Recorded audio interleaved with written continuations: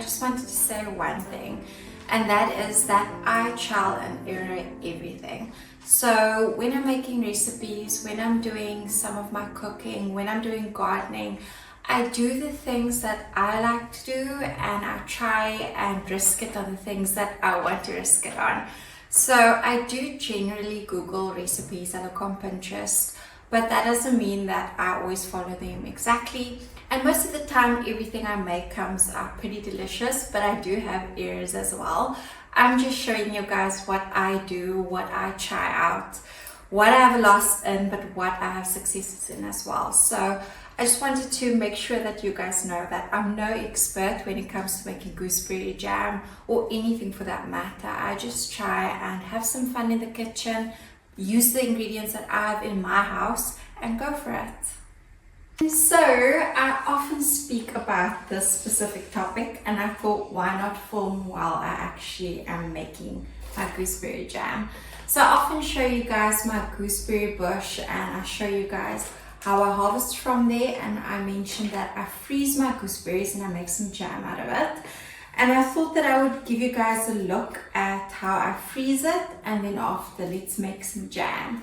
So gooseberries generally come in this little husk, and this is the Cape gooseberry, and you just sort of break the little husk open and the berry will pop out. So these are very small ones. I don't have many left, but I wanted to show you guys.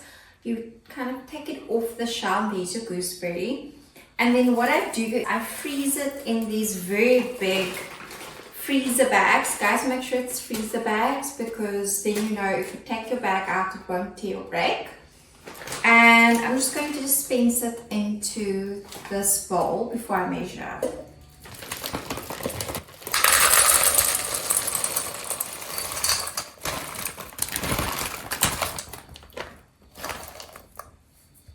I always decant it into a bowl so that I can measure it out more easily. And I think I did pretty well this season. I've got a ton of gooseberries here. I also had lots in the fridge still, so I don't think we're going to have any shortage of gooseberry jam this season. So all you basically need for this recipe is gooseberries, and I'll tell you guys the measurements in a minute, and sugar.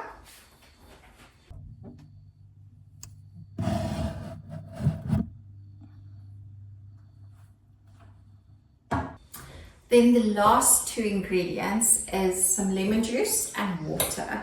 Now I do not have fresh lemons at the moment, so no judgment please. I'm going to use the bottled kind, and this is from the Woolies brand. And it's quite easy to make the jam. I don't know, I feel like people make it sound so hard, and this is very simple. So I'm going to make it in my le creuset pot because it's got a heavy bottom, which means I know for a fact that it won't burn.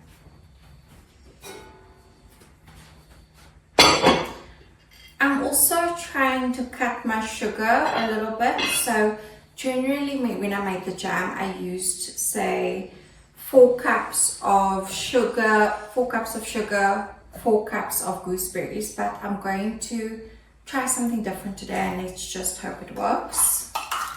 So I'm going to measure out how many cups I'm going to get out of this gooseberries.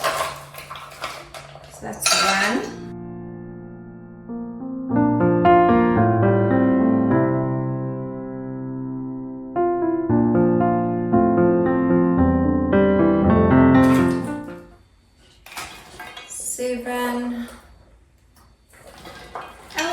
This is maybe just a little bit more than 8 cups, which is wonderful.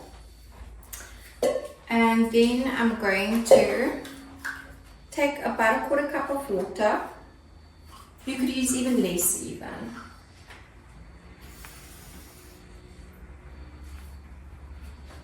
Pour that in. And then I'm going to put it on the stove for a couple of minutes. I'm generally just going to wait till it gets nice and soft, and I can sort of squish the gooseberries a little bit before I go ahead and add the other ingredients.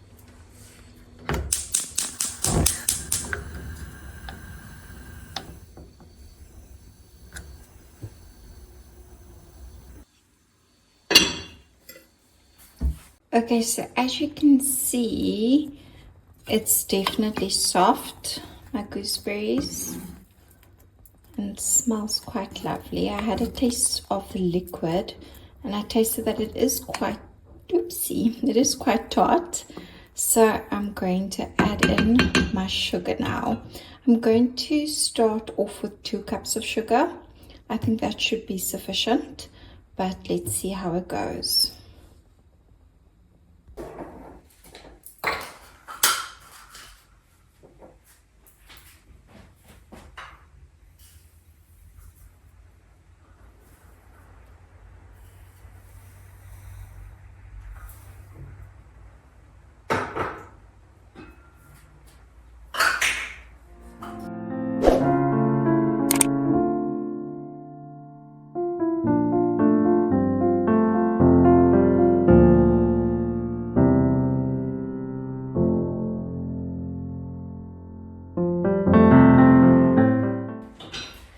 To be honest, I can already see that I'm going to need some more sugar, so I'm going to add another 2 cups. So then I had 8 cups of gooseberries and 4 cups of sugar.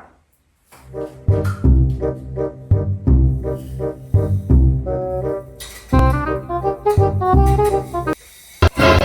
well that was a mess.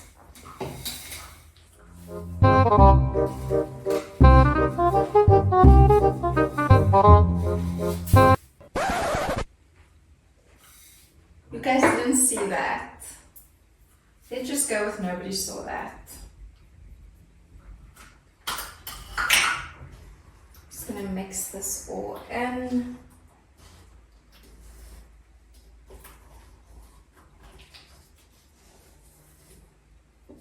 And then I'm just gonna let it boil for a little bit.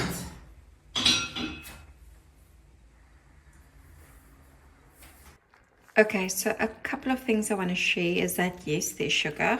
You guys saw I messed it, but let's not tell anyone about it. Then secondly, I definitely put too much water in. In fact, next time I make this jam, I actually wouldn't put any water in because there seemed to be quite a bit from being frozen. But that was actually a happy accident because I just scooped off some of the water and I put it into this little jar. And I thought, how lovely would that be over waffles and pancakes with like cream? So very happy accident because now I've got gooseberry syrup and my jam bubbling away here.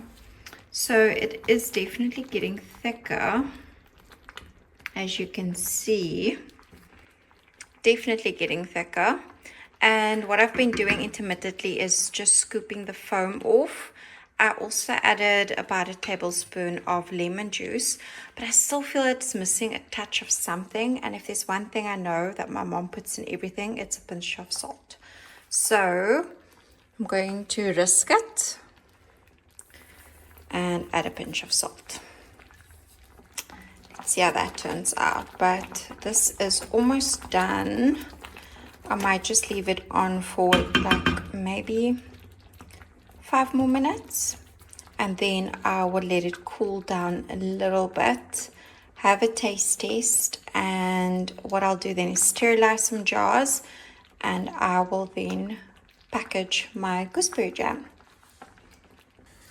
Okay, so as I shared earlier, I've got my gooseberry syrup, happy accident, right over here, and I've put this in a jar and I'm going to jar up my jam.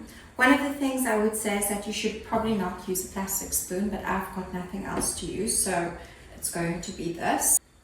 So with jam, usually when I make it, I have a little bit of a too liquidy consistency, but not really, because if it's very like sticky from the get-go, it sets quite hard and I don't like that.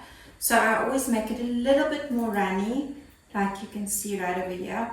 And then I'll just allow it to set within the jar. So, oh, it smells so good.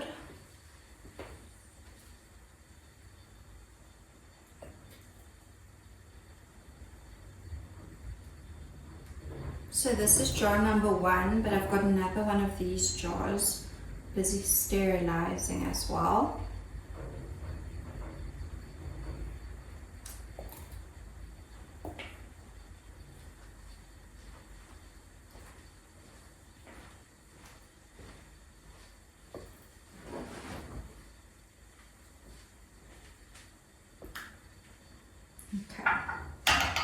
that is jar number 1.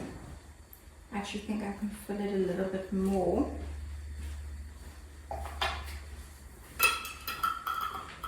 Just be careful when you make jam, it gets extremely hot and you can really burn yourself. So I do not want to be in that predicament.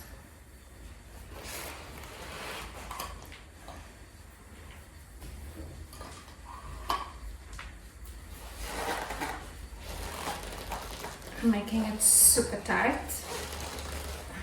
And then what I'm going to do is, after the other jar sterilized, I'm going to boil these jars again, and then I'm going to flip it around until the lid seals, and then I would leave it to cool down.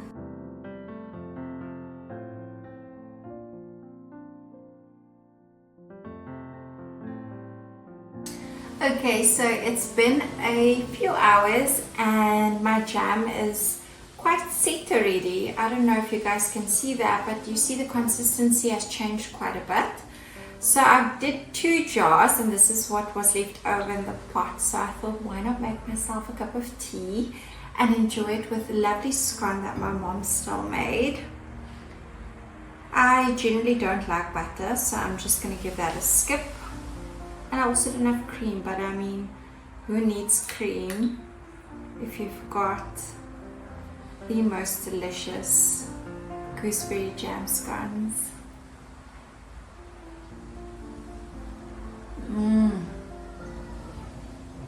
That is very good.